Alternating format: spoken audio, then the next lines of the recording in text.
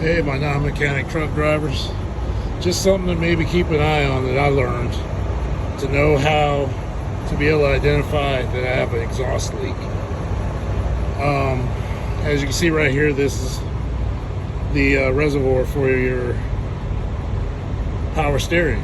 Well, I started noticing this had like, I don't know, it's like a dusty material on it. But I thought it was road dust and stuff. As I paid attention over the last couple of weeks, I noticed it's getting heavier and heavier. It seemed like the dust covering this would get heavier, and even if I wipe it off.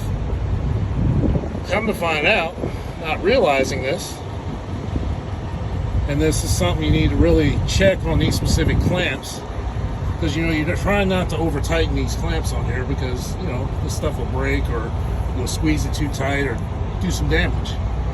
Well, you also have this type of clamp, which basically pinches these two things, this pipe to this pipe, they fit it.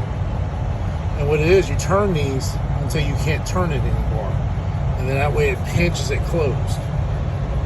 I don't know, but once I did that, I had no more exhaust leak. And when I did that, and also once I didn't have any more exhaust leak, my fuel economy went up slightly, and I noticed I had a little more on boost when I'm going up a hill with a load. Just a little FYI for anybody that may not have known. Just something to maybe pay attention to, try to make, a visual picture of your engine. And really just pay attention if you get any type of debris or anything on top of this reservoir, like little fine black dust.